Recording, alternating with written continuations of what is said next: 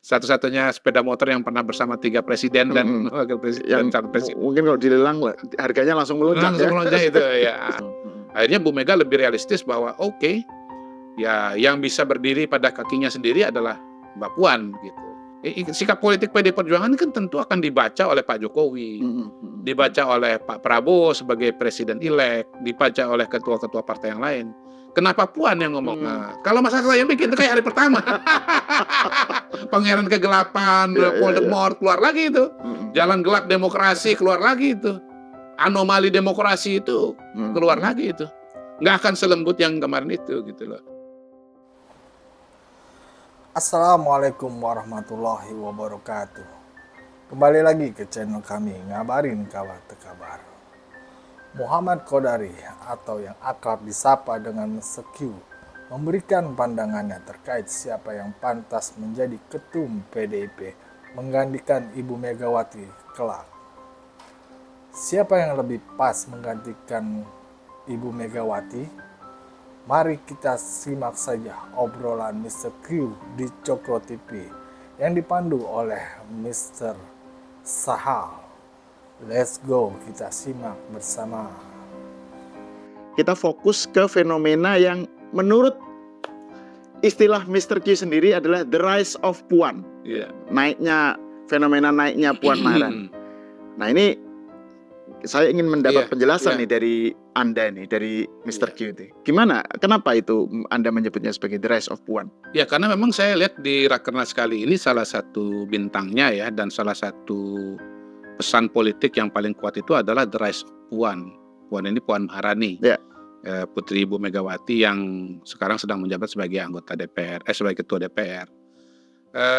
Kemarin waktu Pilpres 2024 sebetulnya saya punya teori ya bahwa Bu Mega itu punya dua rencana untuk dua putra-putrinya yang ada di PDI Perjuangan.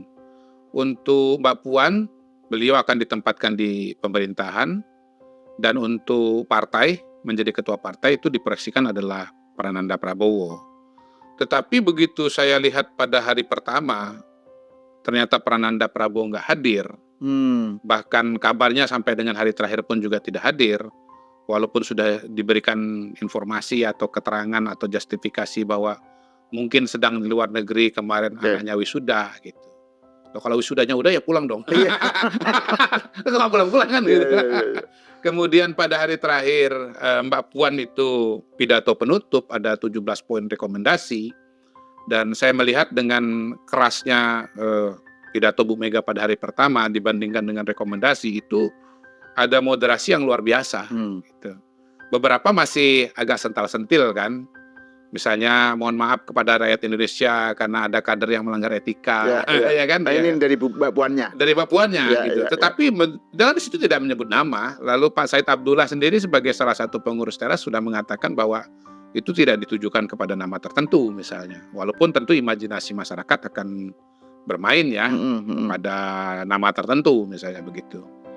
Tetapi saya melihat bahwa begini, yang membuat saya langsung keluar dengan terminologi the rise of Puan itu adalah ketika Bu Mega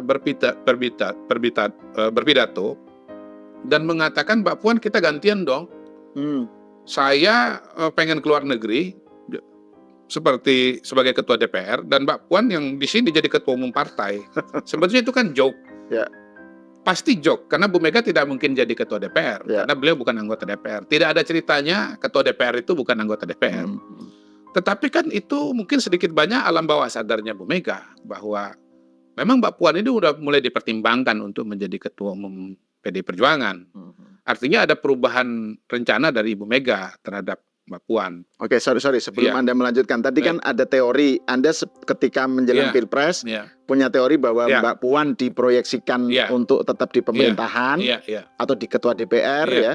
Sementara untuk PDIP akan diserahkan kepada Mas Nanan. Nah, terus gimana kelanjutannya itu? Jadi sekarang kenapa teori itu muncul? Mungkin ke belakang sedikit lagi ya. Ini sebetulnya udah pernah saya ceritakan tahun lalu gitu. Kenapa teori itu muncul? Karena pertama saya lihat Bu Mega itu merasa lebih mirip dengan Mas Nanan. Mas Nanan itu kelihatannya orang yang ideologis, bukan orang yang katakanlah taktis ya. Yang taktis itu adalah Pak Taufik Kemas, yang taktis itu adalah Mbak Puan gitu. Jadi Mbak Puan itu mirip dengan bapaknya. Sementara Nanan ini kan ya lebih kalem, lebih ideologis, dan itu mungkin Bu Mega merasa lebih nyaman bahwa Ketua Umum PDI Perjuangan itu akan seperti dia gitu. Nah yang kedua, tapi ini tentu adalah sebuah bacaan dari luar. Ya. Memang bacaan, kalau dalam psikologi itu sendiri juga ada kajian dari dekat, ada kajian dari jauh. Boleh-boleh aja. Saya tidak mengatakan ini kajian psikologi ya.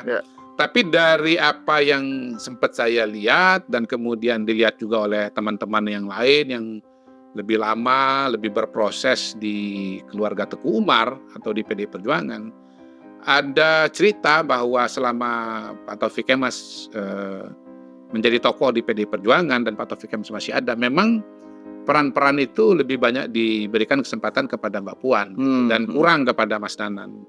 Nah, setelah Pak Taufik Kemas tidak ada, jadi Bu Mega itu konon kabarnya seperti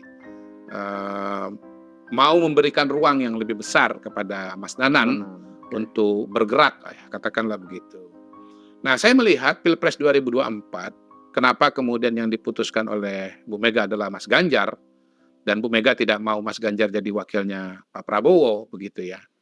Ini satu versi ya, karena tentu saja ada banyak pertimbangan dan banyak versi. Tapi saya melihat, memang Bu Mega melihat bahwa, Bu Mega berpikir bahwa Mas Nanan ini kalau mau jadi ketua umum, dia harus mendapatkan dukungan politik yang kuat dari Presiden Republik Indonesia.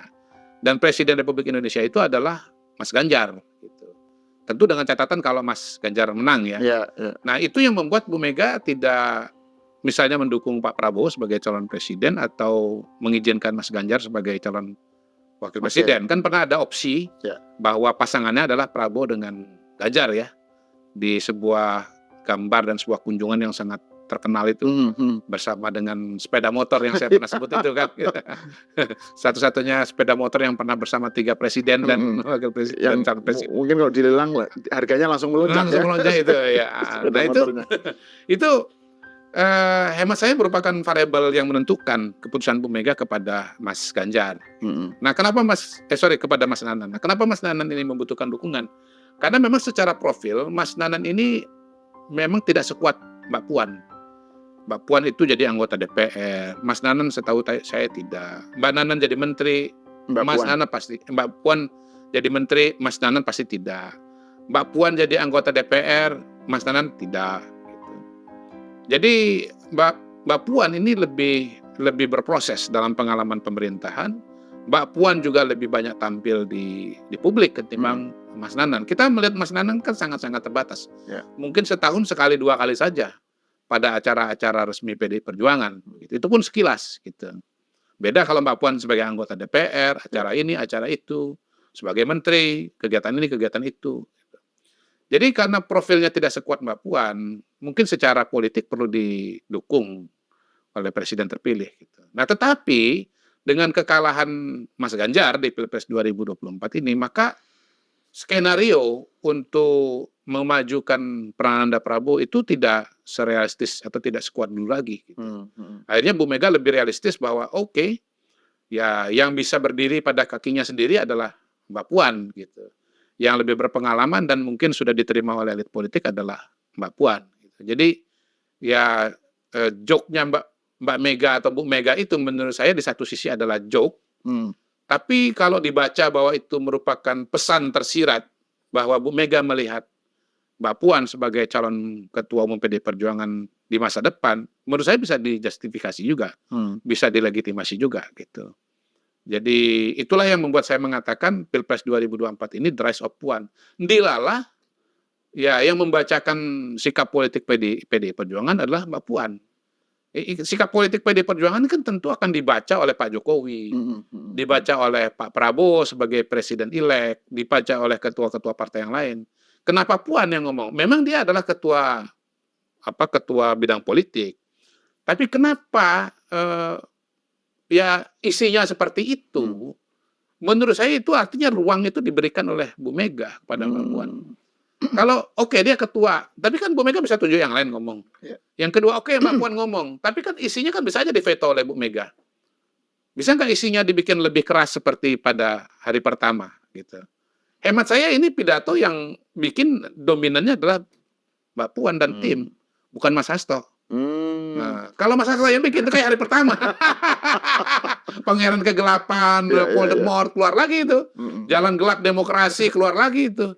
Anomali demokrasi itu keluar lagi itu. Nggak akan selembut yang kemarin itu gitu loh. Nah, Mbak Puan di sisi yang lain juga bisa membaca dan bisa menyambungkan joke ibunya itu. Dengan di bagian akhir itu mengatakan bahwa ketua umum berikutnya adalah Ibu Mega lagi gitu. Tentu ini juga bagian dari dinamika di dalam dalam sidang-sidang ya, karena begitu. Tetapi menurut saya Mbak Puan itu telah mencapai sebuah kematangan emosi di mana dia pengen, tapi nggak kelihatan amat bahwa dia pengen kan gitu kan. Gitu. Dia mampu melihat situasi dan dia mampu menahan diri. Dia tetap sebut ibunya. Dan sebetulnya dengan cara seperti itu dia sedang membuka lebar-lebar pintu menuju nanti berikutnya dia adalah ketua umum. Saya ingat kok di wawancara, bagaimana Bu Mbak Puan dengan pidato Bu Mega itu Mbak Puan, ya kita berdoa sajalah. Itu juga matang. Itu kan ucapan orang yang mau tapi tidak menjawab dengan kata mau kan gitu kan. Ya kita berdoa sajalah.